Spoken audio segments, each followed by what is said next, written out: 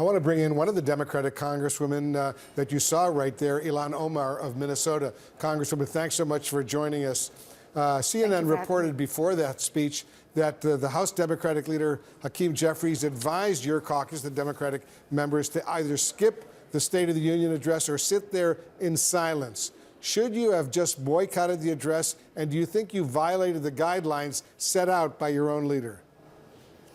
No, I think it was really unavoidable.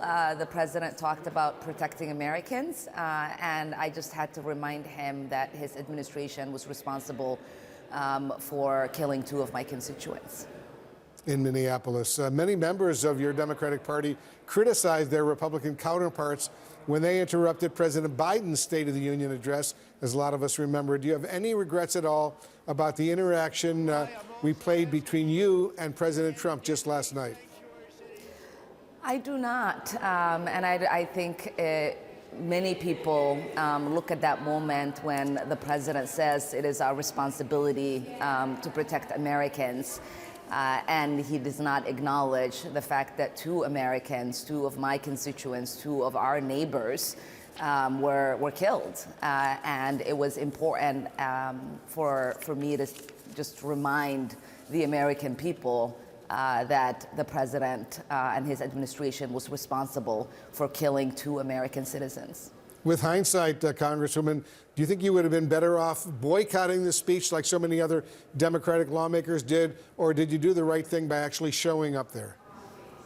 I brought 4 Minnesotans as guests for the Minnesota delegation. It was important for us to be there, to bear witness, to hold the space for our constituents that have lived through an occupation from federal law enforcement, that have been terrorized, that have seen our neighbors been killed and traumatized in so many ways. And so, no, I think it was really important for my constituents to see me there.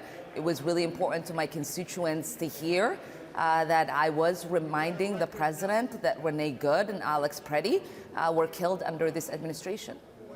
One of your guests, one of the guests that you brought to the State of the Union, was actually arrested by U.S. Capitol Police during President Trump's speech for allegedly disrupting the proceeding. Explain to our viewers, Congresswoman, what happened, and is she still in custody? Yeah, you might remember Aliyah Rahman was the disabled woman who was headed to a doctor's appointment when ICE agents broke her window and forcibly dragged her, detained her, and she suffered concussion, many broken bones, and it was really important for me to have her here.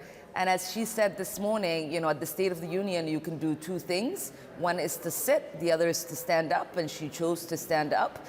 We know that she was taken to the hospital after she was detained. Now she is back and safe.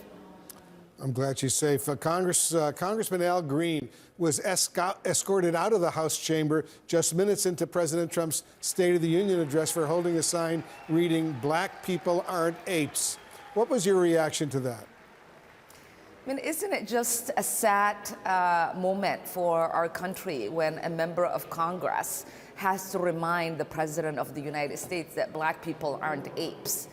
I mean, just for a moment, think about that. Al was escorted because he refused to sit down.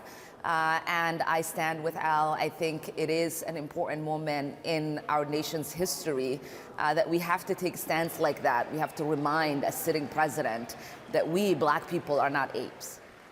And as a lot of us, of course, remember, it was Trump who posted on social media that horrible racist picture of Michelle and Barack Obama as apes.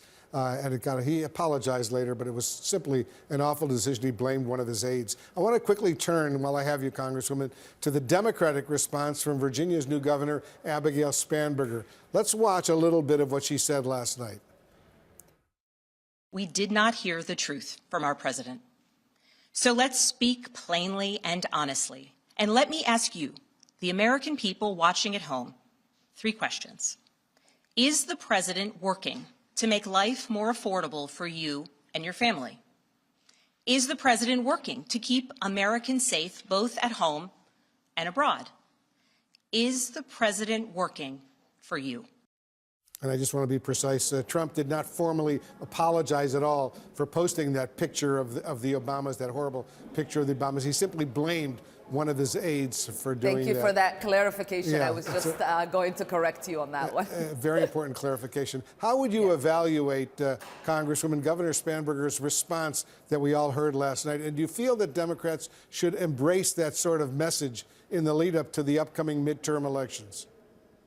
Yeah, I mean, the governor is my former classmate. We came to Congress together, and I thought last night her remarks were so on point.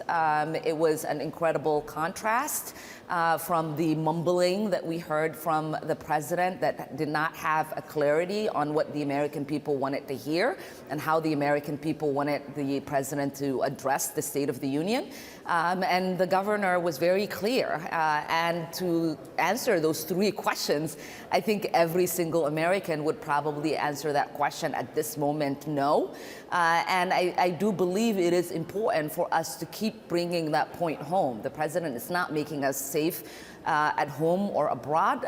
The president isn't making our lives more affordable, and the president isn't doing anything to create any sort of stability for the American people. Bottom line, Congresswoman, do you have confidence that your Democratic Party's leadership right now is prepared to take on President Trump and his agenda ahead of the November midterm elections?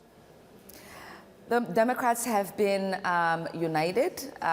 We are prepared, and we believe that the American people are going to be with us come the primaries in November.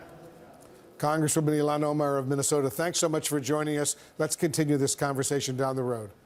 Thank you.